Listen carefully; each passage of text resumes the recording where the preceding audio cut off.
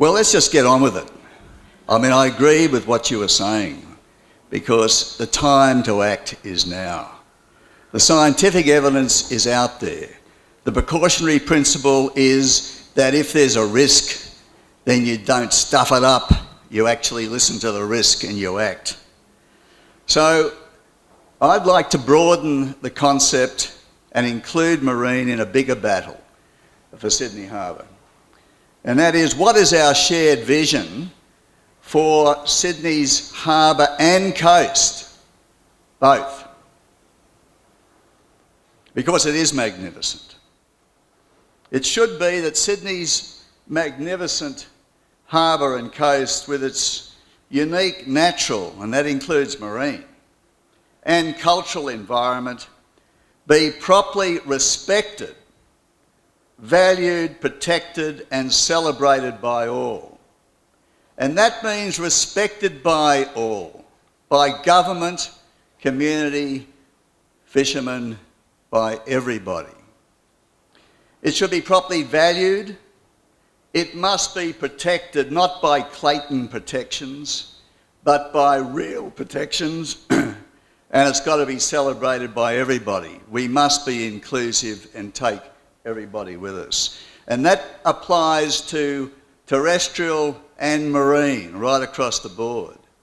Because what I'd like to say to everybody is, let us all join forces. Those people who like walking in the bush, those people who like seeing things above the water, with all the people who know what the wonderful marine environment is like. And most of the community and people know exactly what marine is like, because most people swim, they surf, they put their head under the water, and they can be readily enticed to do so much more than many of them are doing it, and be blown away by what they can experience here in Sydney. So where should be the boundaries of this protection? The boundaries, in my view, extend from Broken Bay, they extend down and they extend into our waterways as far west as Parramatta, and they go on down to Port Hacking and into the Royal National Park. Now that is the Sydney Harbour National Landscape. As I think Judy or one of the others was saying, that national landscape is only 16 in this country, in Australia. Only 16, identified by Tourism Australia and Parks Australia through a rigorous process. What are the top 16 iconic natural places, national landscapes in this country? And Sydney's harbour and coast is one of them, for very good reason. So what is it like? Well, it's an incredible place, and I'm not going to labour this one because you've seen it this morning. But it's got an incredible coast. It's got an incredible bush. It's got Sydney Harbour. It's got a fantastic marine environment.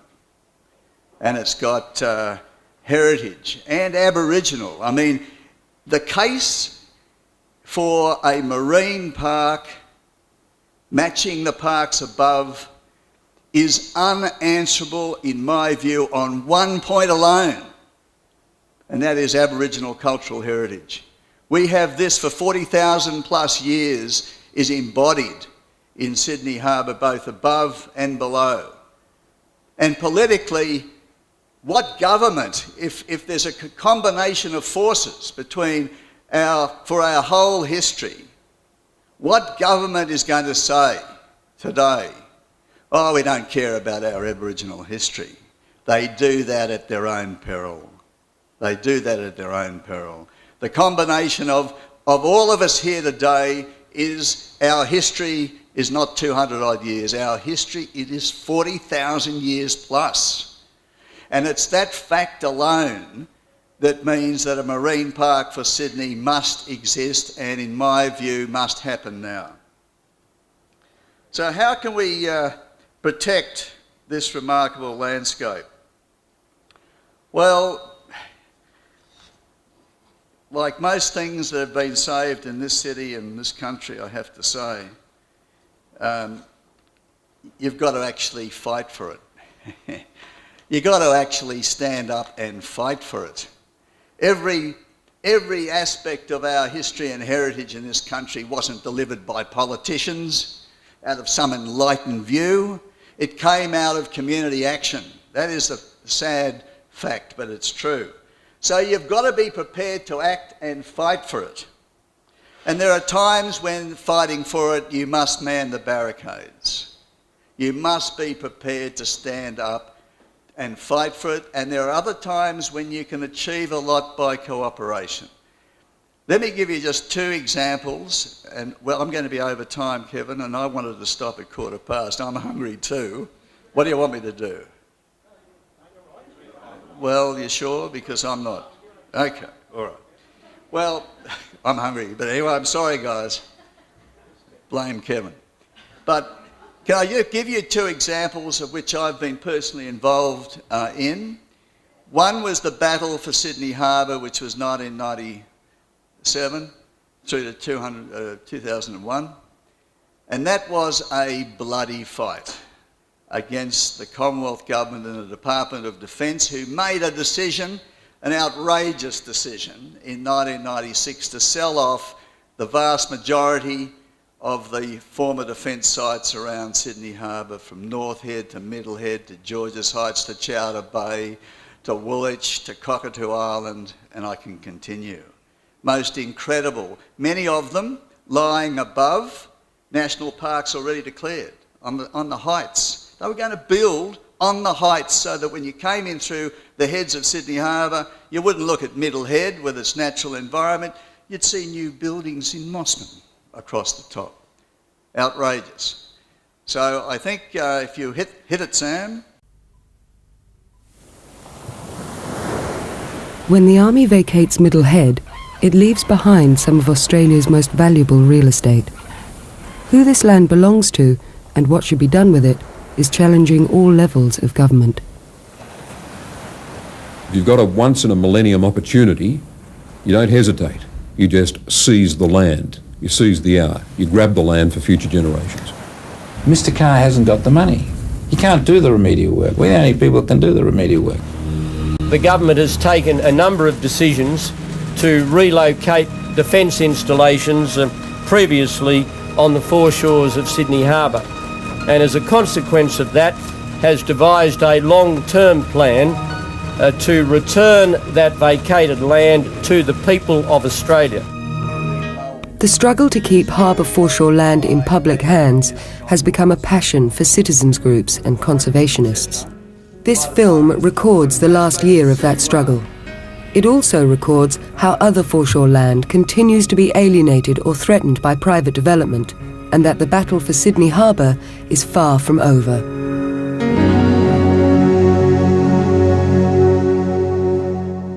It's incredibly important land. It's a fantastic group of defence sites that were there to defend Sydney in the days when it's totally different technology. They've survived, and now they're an incredible scenic, recreational, potentially recreational value, heritage value. A whole load of different factors relate to them. The big question mark is, do they still want to proceed and sell 120 sites where exactly, you see that position down there where the commando headquarters is. That's where they want to put the 120 sites, and also follow it round where the existing roads are. It's just utter stupidity. I mean, it really belongs to the people, not only of Mossman or of Sydney, but the nation as a whole. And yet there are still defence bureaucrats who believe it's their land. It's not their land at all, it's our land. We own the land, we just own the land. But I really have to say, you can get very emotional about all this if you don't know what's going on. But as I said, these plans here have been very carefully done. They can probably be improved a little more. Defence have prepared a number of plans. One would have hoped they might have shown the community some of these plans, but they've kept them back as secret plans. Why? Why? If it hadn't been for our groups, you'd get this additional massive development on the harbour. And let me point out, the one big difference between the defence land on Sydney Harbour and things like the Toaster and all of the other development that's being proposed is none of the stuff on defence land has actually happened. There's no development applications, there are no specific proposal, nothing's been built. So it's as if you could go back in time before the toaster was built, and the toaster being the apartment building next to the Opera House, and stop it, and that's what we have the chance to do. What the government has to understand is that you can't flog off the last remaining significant publicly owned sites around Sydney Harbour to private developers. Those days have gone. People love this harbour. You talk to anybody, visitors, people who live in Sydney, people who just come from anywhere in Australia to Sydney, they love it. And any government who wants to, in a sense, to rape and rake over Sydney Harbour does so at its own cost.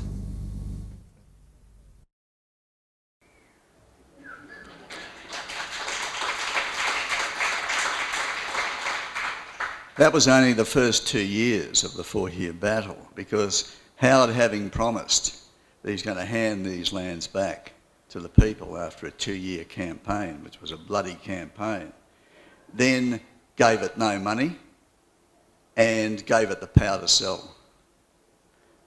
This is the trust that he was setting up. And so there was another 2 years of battling before the government actually gave in.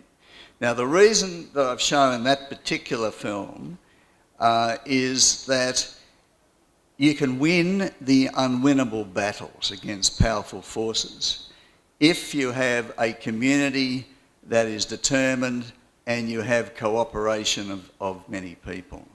And that's what was formed when Defenders was formed in 1997 as an umbrella group. And what we did was not to take all power to one group because you get picked off. What we did was line up everybody, National Parks Association, NCC, National Trust. Everybody was lined up in a number of major meetings that we held. We adopted principles, and then we said to everybody, go for it. And everybody was empowered then to go for it. So you wouldn't know. You'd pick up the paper and you'd find that somebody had just bitten the government on a part of their anatomy that hurt. Now, that's one way of doing it. The other way of doing it really is by cooperation. And this is what I'd love the government to do, to learn, to listen and to learn from past experience that it's been through. Because I was on a group, or still am, called the Walking Volunteers, and we spent 8 years working with 22 councils and 14 government authorities and whatever to pull together the walking route around Sydney's harbour and coast. It was probably the best cooperative partnership effort I have ever been involved in, and probably ever will. And it worked. And it worked, and everybody signed off on it. And we now have in Sydney the best 315 kilometre foreshore walk of any city in the world, done by cooperation. People can walk that, they can dive in the summer. You don't walk too far before you actually dive into the water and have a swim. So it involves both marine and also above the water. And that's the option for government. You know, so what are the lessons? Can I just finish up by dealing with the lessons? No, perhaps I should show that video that you almost showed, because it's only a minute. This is how much fun it is when you can cooperate. And it's the way to go, frankly, I think, is to have fun and to have a great time.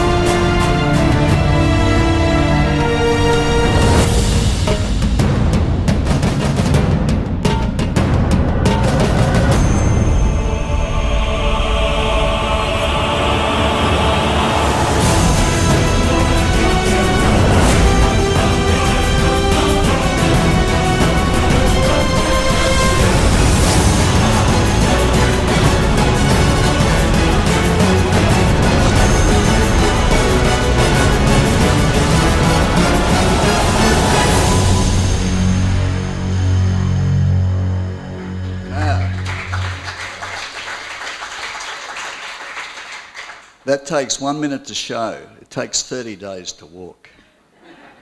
And we've just finished doing the inaugural walk, and it is breathtaking. We take for granted what we have here in Sydney. It's the best walking in the world within a city. No other city can do it, match it in any way, shape or form.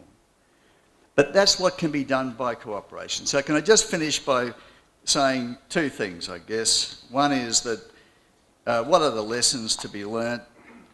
Well, from both of those campaigns, really. The first is you've got to have merit on your side in any campaign, like you have, Kevin, in this to have a marine park for Sydney. It's merit based upon good logical arguments, but you must have that to win any campaign. The partnerships are the key to success. There's no doubt about that. Whether you're fighting government and working from within the political party as well that you're opposing, or whether you're cooperating, it's the partnerships that you make in that effort that make you win. The advantage of a loose coalition, and that's what I think you're doing with this, Kevin, as I would see it, where you've got NPA working with a whole lot of people, all lining you up in the one direction and then not taking power away from you. You all are empowered to actually make this marine park for Sydney happen, because it's the combination of all your forces, from our Aboriginal heritage right through to our economic common sense involved. It's the combination of all these that succeeds. You must always be non-party political. Sometimes you might seem that you're not, but you must treat every political party absolutely equal in your submissions and how you deal with them. But you must always persist. You must always be vigilant, and you must never go away. So, finally, what about Sydney's marine environment? Well, in my view, I've listened to your case today put so eloquently. The judgment is overwhelming, and that is it must be protected now. Now. Not working towards something into the future. Sydney's marine environment must be properly protected now. And it must be by a marine park for Sydney, stretching along its coast and going through its waterways.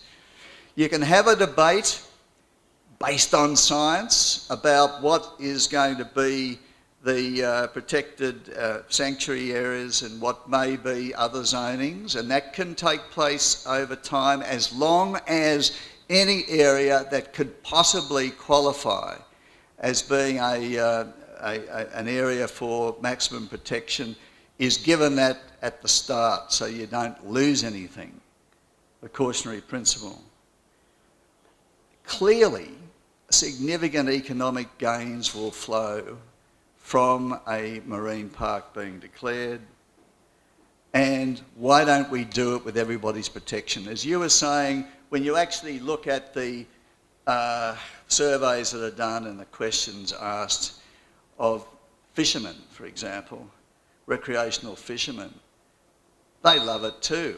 There is no reason why we can't have everybody supporting this, and let's make it happen so that in the end we're all welcome.